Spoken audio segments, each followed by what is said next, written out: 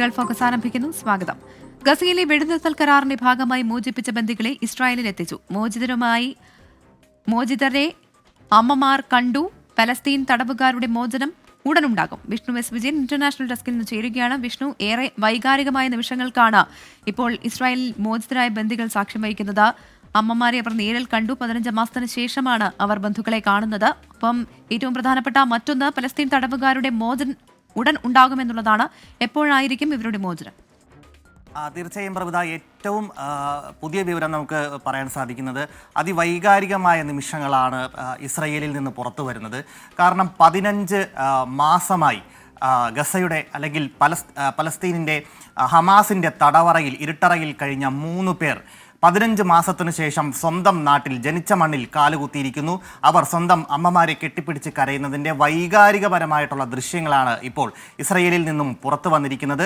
ഈ ദൃശ്യങ്ങൾ പുറത്തു വന്നതിന് കൂടാതെ തന്നെ ഇസ്രയേലിൻ്റെ സൈനിക മേധാവി ഇവർ 3 പേരും ഇസ്രയേലിൽ സുരക്ഷിതരായി എത്തിയിരിക്കുന്നു എന്നുള്ള കാര്യം ഔദ്യോഗികമായി സ്ഥിരീകരിച്ചിട്ട് കൂടിയുണ്ട്. ഞങ്ങൾ ഈ 3 പേരെ, ഈ 3 പോരാളികളെ സ്വാഗതം ചെയ്യുന്നു എന്നാണ് ഇസ്രയേലിൻ്റെ ഇസ്രയേലിൻ്റെ സൈനിക മേധാവി ഔദ്യോഗികമായി വീഡിയോ സന്ദേശത്തിലൂടെ അറിയിച്ചിരിക്കുന്നത്. ഒരു പുതിയ ചരിത്രത്തിന് ഇവിടെ തുടക്കം കുറിക്കുന്നു എന്ന തരത്തിലാണ് ഇസ്രയേലിൻ്റെ ഭാഗത്തു നിന്ന് വരുന്ന പ്രതികരണങ്ങൾ ഉണ്ടാകുന്നത്. അതുമാത്രമല്ല, വെടിനിർത്തൽ പ്രാബല്യത്തിൽ വരികയും അതിനുശേഷം ബന്ദികളെ മോചിപ്പിക്കുകയും ചെയ്തതിനു ശേഷം ഇവരെ 3 പേരെ തിരിച്ച് നാട്ടിലെത്തിച്ചതിൻ്റെ സന്തോഷത്തിൽ ഇസ്രയേലിൽ ആകമാനം ആഹ്ലാദ പ്രകടനങ്ങൾ നടത്തുന്നുണ്ട്. അതുമാത്രമല്ല, ഗസയിലും ഇതേ സ്ഥിതിയാണുള്ളത്. കാരണം 95 പേരെ, ഈ 3 പേർ പോയി കഴിഞ്ഞു. ഇനി തിരിച്ച് ഗസയിലേക്ക് ഈ 95 പേര് തടവറയിൽ കഴിയുന്ന, അതായത് ഇസ്രയേലിൻ്റെ തടവറയിൽ കഴിയുന്ന 95 പേരെ തിരികെ വിടാനുള്ള സമയമാണ്. ഇന്ത്യൻ സമയം 7 മണിയോടുകൂടിയാണ് ഈ ഗസയിൽ നിന്നുള്ള അല്ലെങ്കിൽ പലസ്തീനിൽ നിന്നുള്ള ആദ്യ ബന്ദികൾ ഇസ്രയേലിലേക്ക് തിരിച്ചു പോയത്. ഇവർ സൗത്ത് ഇസ്രയേലിൽ എത്തിയതിന് തൊട്ട് പിന്നാലെ ഇനി വരാൻ പോകുന്നത് 95 പേരുടെ മോചനമാണ്. ഇതിൽ സ്ത്രീകളുണ്ട്, കുട്ടികളുണ്ട്, പ്രായപൂർത്തിയാകാത്തവരുണ്ട്, അതുപോലെ തന്നെ പ്രായമായവരുണ്ട്, യുദ്ധത്തടവുകാരായി പിടിച്ചവരുണ്ട്, അതുപോലെ തന്നെ പ്രതിഷേധം നടത്തിയതിൻ്റെ പേരിൽ ഇസ്രയേൽ പോലീസ് അറസ്റ്റ് ചെയ്തവരുണ്ട്. അത്തരത്തിൽ കാലങ്ങളായി ജയിലിൽ കടക്കുന്ന വനിതകളുണ്ട്. ഇവരെ എല്ലാവരെയും തിരിച്ചു കാണാൻ സാധിക്കുമെന്ന സന്തോഷത്തിൽ ഗസയിൽ പലസ്തീൻ പൗരന്മാർ ആഹ്ലാദ പ്രകടനങ്ങൾ ആരംഭിച്ചു കഴിഞ്ഞു. അതിൻ്റെ ദൃശ്യങ്ങളും അന്താരാഷ്ട്ര മാധ്യമങ്ങൾ പുറത്തുവിട്ടിട്ടുണ്ട്. അതുപോലെ തന്നെ വെടിനിർത്തൽ പ്രാബല്യത്തിൽ വന്നതിൻ്റെ ആഹ്ലാദ പ്രകടനങ്ങൾ നടത്തുന്നുണ്ട്. തകർന്നടിഞ്ഞുപോയ കെട്ടിടങ്ങൾക്ക് മുന്നിൽ നിന്നുകൊണ്ട്, അഭയാർത്ഥി ക്യാമ്പുകൾക്ക് മുന്നിൽ നിന്നുകൊണ്ട് ഗസയിലെ ജനത ആഹ്ലാദ പ്രകടനങ്ങൾ നടത്തുന്നതിൻ്റെ, മധുര വിതരണം ചെയ്യുന്നതിൻ്റെ വൈകാരികപരമായിട്ടുള്ള ദൃശ്യങ്ങൾ പുറത്തു വന്നിട്ടുണ്ട്. പ്രവിത. ശ്രീ വിഷ്ണു വിജയനാണ് വിവരങ്ങൾ നൽകിയത്. ഗസയിൽ വെടിനിർത്തൽ കരാറിന്റെ ഭാഗമായി മോചിപ്പിച്ച ബന്ദികൾ ഇസ്രായേലിലെത്തി. മോചിതരായവർ അമ്മമാരെ കണ്ടു എന്നുള്ളതാണ് ഏറ്റവും പുതിയ വിവരം. ഗസയിൽ വെടിനിർത്തൽ പ്രാബല്യത്തിൽ വന്നതിന് പിന്നാലെ ഖത്തർ പ്രധാനമന്ത്രിയും വിദേശകാര്യമന്ത്രിയുമായ ഷെയ്ഖ് മുഹമ്മദ് ബിൻ അബ്ദുൾ റഹ്മാൻ അൽ താനി ഇന്ന് പലസ്തീൻ പ്രതിനിധി സംഘവുമായി ദോഹയിൽ കൂടിക്കാഴ്ച നടത്തി. തടവുകാരുടെ കൈമാറ്റ കരാറും കരാറിലെ വ്യവസ്ഥകളും പൂർണ്ണമായി നടപ്പാക്കാൻ അദ്ദേഹം ആഹ്വാനം ചെയ്തു. ഖത്തറിന്റെ മധ്യസ്ഥതയിൽ മാസങ്ങൾ നീണ്ടുനിന്ന ചർച്ചകൾക്കൊടുവിൽ കഴിഞ്ഞ ബുധനാഴ്ച രാത്രിയോടെയാണ് വെടിനിർത്തൽ കരാർ ഇരുവിഭാഗവും അംഗീകരിച്ചതായി ഖത്തർ ഔദ്യോഗികമായി പ്രഖ്യാപിച്ചത്. പിന്നാലെ ഞായറാഴ്ച രാവിലെ 8:30 വെടിനിർത്തൽ പ്രാബല്യത്തിൽ വരുമെന്ന് അറിയിപ്പുണ്ടായെങ്കിലും ആദ്യഘട്ടത്തിൽ ഹമാസ് വിട്ടയക്കുന്ന തടവുകാരുടെ വിവരങ്ങൾ കൈമാറുന്നതിലുണ്ടായ കാലതാമസം ചെറിയ അനിശ്ചിതത്വം ഉണ്ടാക്കിയിരുന്നു. എന്നാൽ വെടിനിർത്തൽ ഞായറാഴ്ച തന്നെ നിലവിൽ വരുമെന്ന് ചർച്ചകൾക്ക് മധ്യസ്ഥം വഹിച്ച ഖത്തർ പ്രധാനമന്ത്രിയും വിദേശകാര്യമന്ത്രിയുമായ ഷെയ്ഖ് മുഹമ്മദ് ബിൻ അബ്ദുൾ റഹ്മാൻ അൽ താനി ആവർത്തിച്ചു. ഖത്തറിന്റെ തുടർച്ചയായ ഇത്തരം ശ്രമങ്ങൾക്കും കരുതലോടെയുള്ള നീക്കങ്ങൾക്കും പിന്നാലെയാണ് ഇന്ന് വൈകിട്ടോടെ തന്നെ വെടിനിർത്തൽ കരാർ പ്രാബല്യത്തിൽ വന്നത്. ഇന്ന് വിവിധ ഫലസ്തീൻ പ്രതിനിധികളുമായി ദോഹയിൽ കൂടിക്കാഴ്ച നടത്തിയ പ്രധാനമന്ത്രി ആക്രമണത്തെ തുടർന്ന് നാടുവിട്ടുപോയ ഫലസ്തീനികൾക്ക് സ്വദേശത്തേക്ക് തിരിച്ചു പോകാനുള്ള സഹായം, കരാർ പൂർണ്ണമായും നടപ്പിലാക്കേണ്ടതിന്റെ ആവശ്യകത എന്നിവയെക്കുറിച്ച് ചർച്ച ചെയ്തതായി വിദേശകാര്യ മന്ത്രാലയം അറിയിച്ചു. കരാറിന്റെ പൂർണ്ണമായ നടപ്പാക്കൽ ഉറപ്പാക്കാനും മേഖലയിൽ സുസ്ഥിര സമാധാനവും സ്ഥിരതയും കൈവരിക്കാനും പ്രവർത്തിക്കേണ്ടതിന്റെ ആവശ്യകത അദ്ദേഹം ഊന്നിപ്പറഞ്ഞു. മേഖലയിലേക്ക് ആവശ്യമായ സഹായങ്ങൾ എത്തിക്കുന്നതിന് എയർബ്രിഡ്ജ് യാഥാർത്ഥ്യമാക്കുന്നതുൾപ്പെടെ ഗസയിലെ ജനങ്ങൾക്ക് തന്റെ രാജ്യത്തിന്റെ തുടർച്ചയായ പിന്തുണ ഷെയ്ഖ് മുഹമ്മദ് ബിൻ അബ്ദുൾ റഹ്മാൻ അൽ താനി ആവർത്തിച്ചു. കിഴക്കൻ ജെറൂസലം തലസ്ഥാനമായി 1967 അതിർത്തി കരാറിന്റെ അടിസ്ഥാനത്തിൽ സ്വതന്ത്ര രാഷ്ട്രം സ്ഥാപിക്കുന്നതിനും അദ്ദേഹം പിന്തുണ ആവർത്തിച്ചു. അൻവർ പാലേരി, 24 ദോഹ. കുവൈറ്റ് വഫ്രയിലുണ്ടായ വാഹനാപകടത്തിൽ മലയാളി മരിച്ചു. തിരുവനന്തപുരം കോട്ടുകാൽ പുന്നകുളം സ്വദേശി വേലായുധൻ സദനത്തിൽ നിതിൻ രാജാണ് മരിച്ചത്. 33 വയസ്സായിരുന്നു. നടപടിക്രമങ്ങൾ ഉടൻ പൂർത്തിയാക്കുമെന്നും തുടർന്ന് മൃതദേഹം നാട്ടിലേക്ക് കൊണ്ടുപോകുമെന്നും OICC കെയർ ടീം അറിയിച്ചു. ഗൾഫ് മേഖലയിൽ എണ്ണ അനുബന്ധ രംഗത്തെ പ്രമുഖരായ NBTC ഗ്രൂപ്പിന് കുവൈറ്റിലെ അൽ അഹമ്മദി ഗവർണറുടെ ബഹുമതി. കോർപ്പറേറ്റ് സോഷ്യൽ റെസ്പോൺസിബിലിറ്റി പ്രവർത്തനങ്ങളുടെ ഭാഗമായി കുവൈറ്റിലെ നുവൈസീബ് അതിർത്തി പദ്ധതി വിജയകരമായി പൂർത്തീകരിച്ചതിനാണ് ബഹുമതി. Ahmadi governor Sheikh Hamood Jaber Ahmed NBTC corporate ഓഫീസിൽ സന്ദർശനം നടത്തി അനുമോദന യോഗത്തിൽ പങ്കെടുത്തു. NBTC group chairman Mohammed Nasser Al Badda, managing director KG Abraham, കുവൈറ്റിലെ പ്രമുഖ community volunteer Yousef Al Omran Bujrah, public relations manager Latifa Nasser Mohammed Al Badda തുടങ്ങിയവർ പങ്കെടുത്തു. പദ്ധതിയുടെ ഭാഗമായി 14 ദിവസത്തിനുള്ളിലാണ് NBTC ഗ്രൂപ്പ് അതിർത്തി നിയന്ത്രണ അടിസ്ഥാന സൗകര്യങ്ങൾ നവീകരിച്ചത്. വൺ ടീം വൺ ഫാമിലി എന്ന ആപ്തവാക്യവുമായി കമ്പനിയുടെ പ്രതിബദ്ധത ഒരിക്കൽ കൂടി വെളിവാക്കുന്ന പ്രവർത്തനമായിരുന്നു ഇത്. മലയാള സിനിമയിൽ ചിരി കുറഞ്ഞു വരുന്നതായി നടൻ സലിം കുമാർ. വയലൻസ് എന്ന പേരിൽ പല സിനിമകളും ഇറച്ചിക്കടകളായി മാറിയിരിക്കുകയാണെന്നും സലിം കുമാർ കുറ്റപ്പെടുത്തി. ദോഹയിൽ MP അബ്ദുൽ സമദ് സമദാനിക്കൊപ്പം നടത്തിയ സാഹിബും സ്രാങ്കും പരിപാടിയിൽ സംസാരിക്കുകയായിരുന്നു സലിം കുമാർ. പ്രഭാഷണ കലയിലെ അതുല്യ വ്യക്തിത്വങ്ങളിലൊരാളും പാർലമെന്റ് അംഗവുമായ അബ്ദുൽ സമദ് സമദാനിയും അഭിനയ തികവിന്റെ മുഖമുദ്രയും സാമൂഹിക വിഷയങ്ങളിൽ കൃത്യമായ നിലപാടുകൾ പറയുകയും ചെയ്യുന്ന സലീം കുമാറും ഒരേ വേദിയിൽ ഒരുമിച്ചത് ഖത്തറിലെ മലയാളികൾക്ക് വേറിട്ട അനുഭവമായി. ഇവന്റോസ് മീഡിയ സംഘടിപ്പിച്ച സാഹിബും സ്രാങ്കും അതുകൊണ്ട് തന്നെ ചിരിയുടെയും ചിന്തയുടെയും അർത്ഥവത്തായ ചർച്ചകൾ പങ്കുവെക്കുന്ന വേദി കൂടിയായി. സിനിമയ്ക്കുമപ്പുറം സമകാലിക സാമൂഹിക ജീവിതത്തിലെ നടുക്കുന്ന യാഥാർത്ഥ്യങ്ങൾ പങ്കുവച്ച സലീം കുമാർ മലയാള സിനിമയിൽ വർദ്ധിച്ചുവരുന്ന വയലൻസ് രംഗങ്ങളെയും സമൂഹമാധ്യമങ്ങളിലെ നശീകരണ പ്രവണതയെയും കടുത്ത ഭാഷയിലാണ് വിമർശിച്ചത്.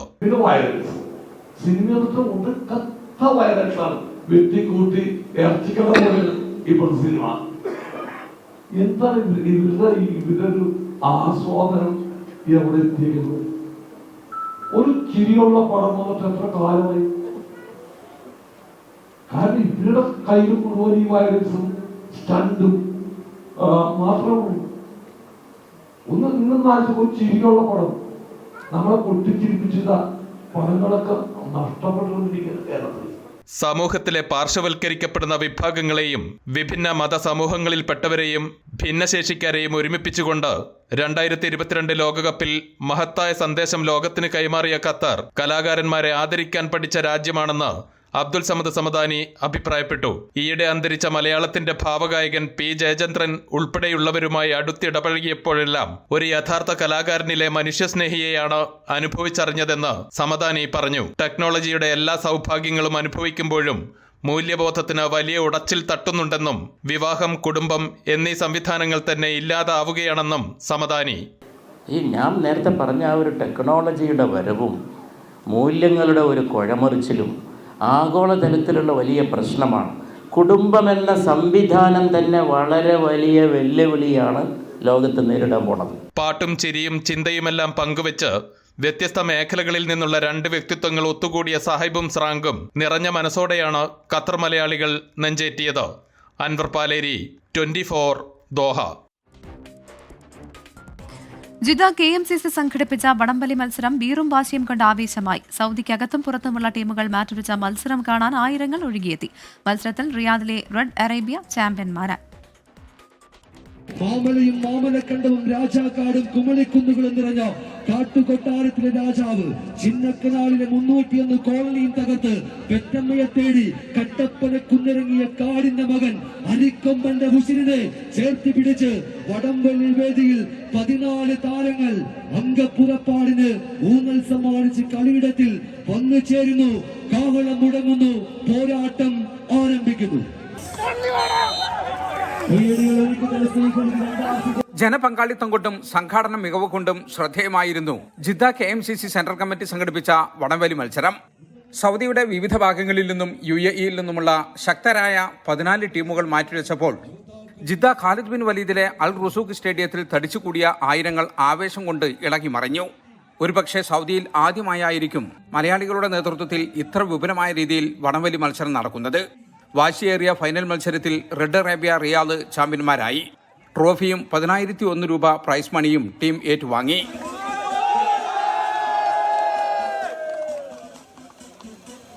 PMYK മുണ്ടുപറമ്പാണ് 2ാം സ്ഥാനത്ത്.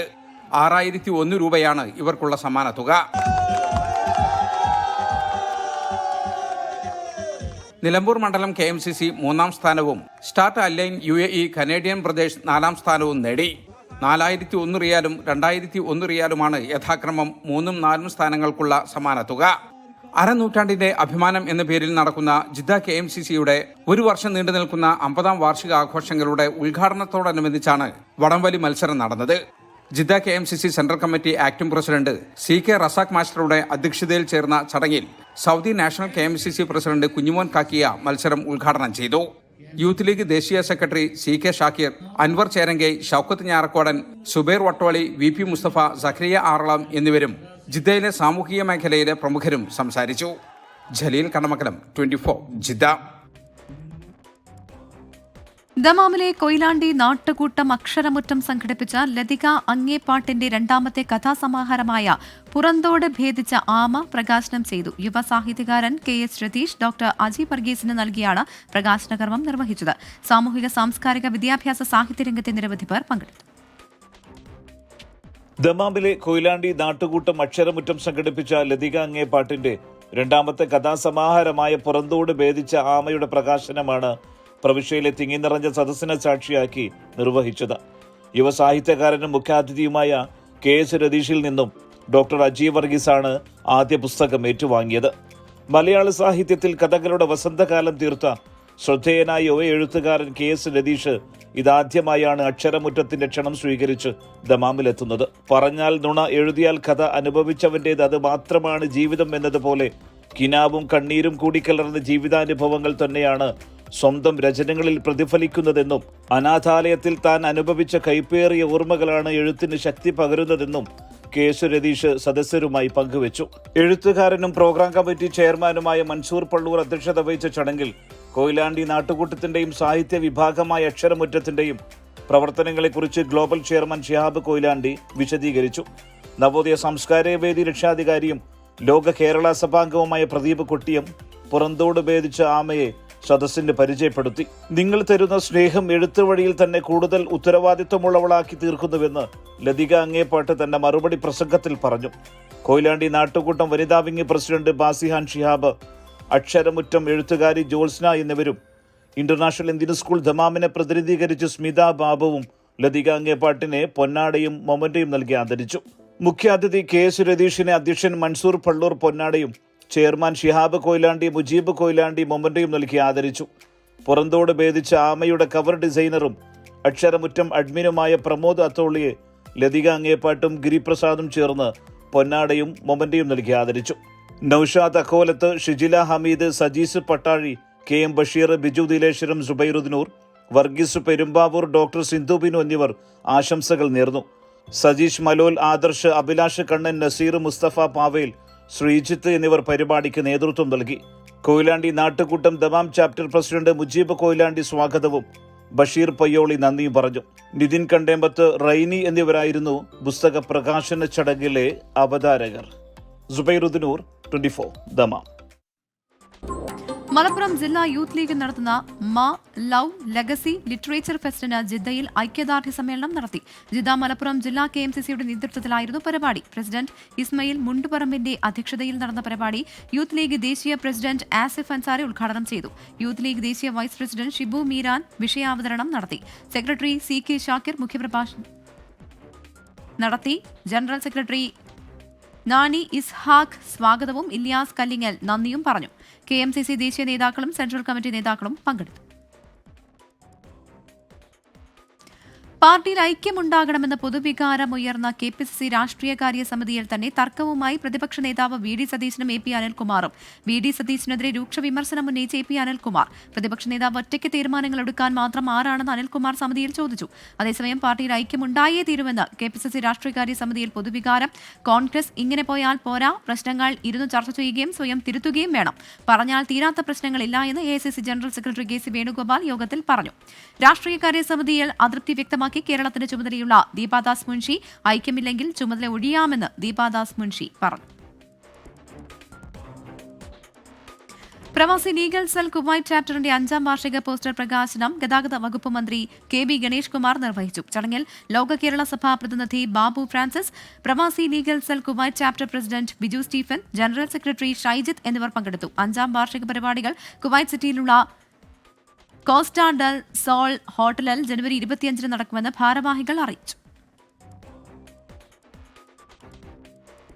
ചേതമംഗലം കൂട്ടക്കൊലപാതക കേസിലെ പ്രതി ഋതു ജയന്റെ വീട് നാട്ടുകാർ തല്ലി തകർത്തു. പോലീസ് സ്ഥലത്തെത്തി നാട്ടുകാരെ മാറ്റി. സ്ഥലത്ത് പോലീസ് കനത്ത സുരക്ഷ ഏർപ്പെടുത്തി. YS അഭിനന്ദൻ തയ്യാറാക്കിയ റിപ്പോർട്ട്. പറവൂർ ചേന്ദമംഗലം കൂട്ടക്കൊലപാതകത്തിലെ പ്രതിയായ ഋതു ജയന്റെ വീടിന് മുന്നിലാണ് നിലവിൽ നമ്മളുള്ളത്. ഇവിടെ ഇന്ന് വൈകിട്ട് 7:30 കൂടിയാണ് നാട്ടുകാർ ഈ വീട് ആക്രമിക്കുന്ന സാഹചര്യത്തിലേക്ക് എത്തിയത്. ഈ വീട്ടിൽ ആ സംഭവ ദിവസം മുതൽ തന്നെ ഋതുവിന്റെ അമ്മയും അച്ഛനും മറ്റൊരു ബന്ധു വീട്ടിലേക്ക് താമസം മാറിയിരുന്നു. അത്രമാത്രം വലിയൊരു ജനരോഷം നാട്ടുകാരുടെ ഭാഗത്തു നിന്നും ഈ സംഭവ ദിവസം മുതൽ തന്നെ ഉണ്ട്.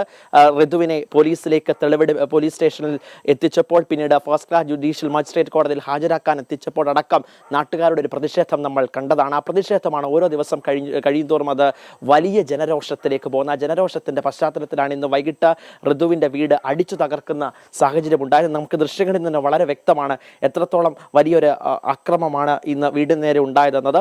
വീടിന്റെ ജനാലകൾ മുഴുവനായും തകർന്നു. ഒപ്പം തന്നെ ഈ സിറ്റ് ഔട്ടിന്റെ സ്ലാബുകളടക്കം തകരുന്ന സാഹചര്യത്തിലേക്ക് എത്തി. ഒപ്പം നമുക്ക് ഈ ദൃശ്യങ്ങളിൽ നിന്ന് ഇപ്പോഴും കാണുന്ന വീടിന്റെ സാമഗ്രികളെല്ലാം പൂർണ്ണമായിട്ടും അടിച്ചു തകർത്തു. ഈ സംഭവത്തിന് പിന്നാലെ തന്നെ പോലീസിന്റെ ഒരു വലിയ സുരക്ഷ ഇവിടെ ഏർപ്പെടുത്തിയിരുന്നു. രഹസ്യ മൊഴികളടക്കം നാട്ടുകാരുടെ ഭാഗത്തു നിന്ന് രേഖപ്പെടുത്തുന്നുണ്ടായിരുന്നു.